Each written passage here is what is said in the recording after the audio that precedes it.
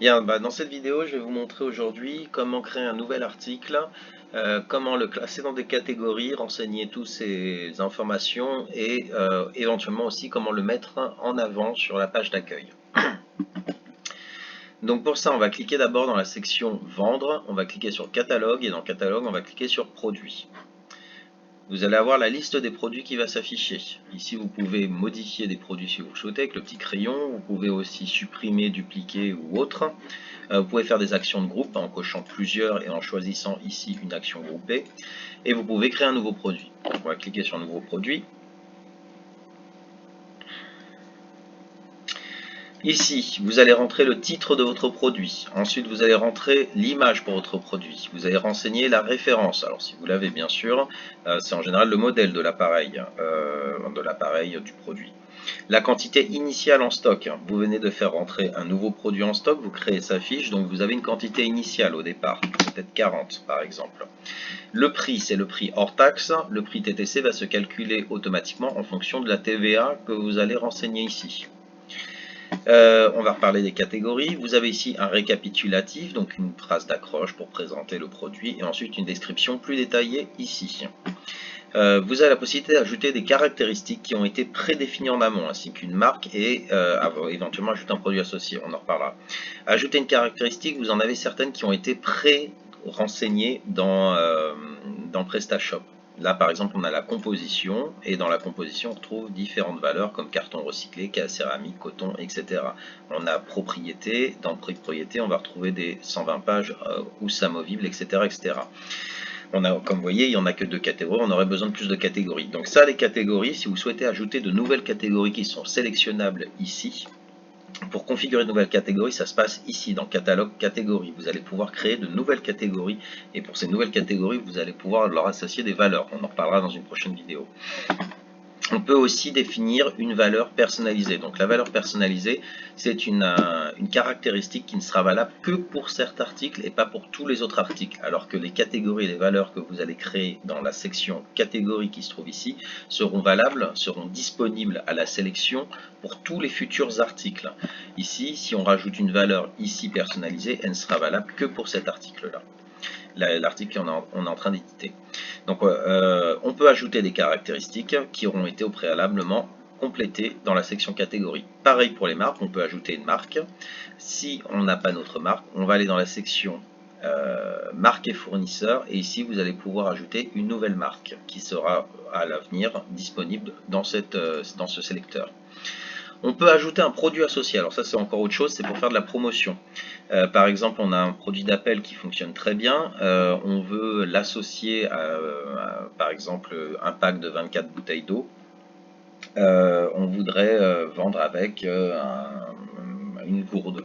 Donc on va mettre un produit associé avec cette gourde, acheter des packs d'eau, par exemple. Donc les produits associés, on va rechercher en fait le nom d'un produit qu'on recherche en particulier.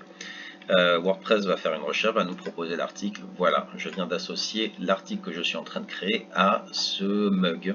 Quand un article sera sélectionné, l'autre sera proposé en achat complémentaire. Donc les produits associés, on peut imaginer par exemple un câble HDMI avec une télévision.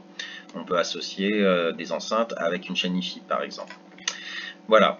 Ensuite les catégories, donc ça les catégories c'est les endroits où vous allez ranger vos articles. Donc si on va regarder le site tel qu'il est fait actuellement, on fait défiler, on clique sur tous les produits ici, et là vous allez retrouver dans tous les produits, remarquez on a aussi le bandeau qui se trouve en haut, dans tous les produits on trouve les différentes catégories, vêtements, hommes, femmes, donc on a deux catégories différentes, dans vêtements, hommes, femmes, dans accessoires on a 2 types de catégories, papeterie, accessoires de maison.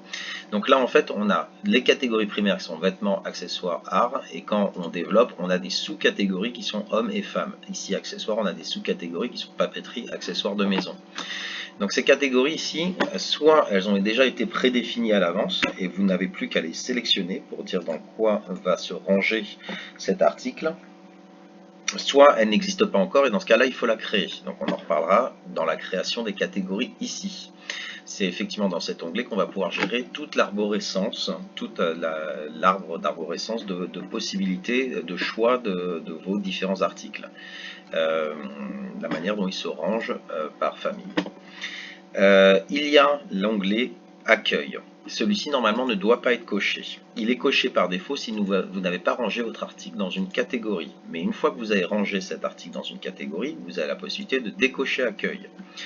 Une fois que l'article est bien associé à sa catégorie correspondante, alors on décoche Accueil. La seule raison pour laquelle on va laisser Accueil coché, c'est si on souhaite mettre le produit en avant.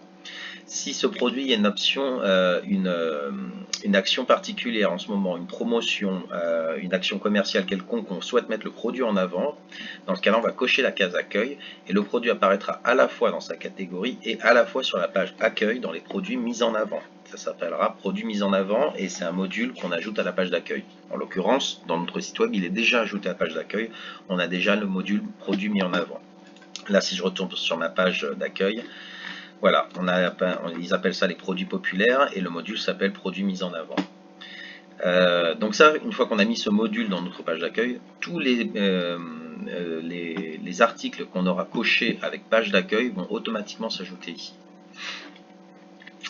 Voilà, sachant que la catégorie, effectivement, on peut aussi la créer au coup par coup ici directement au lieu d'aller là. Mais ici, vous aurez un peu moins d'options que dans le menu dédié à la catégorie.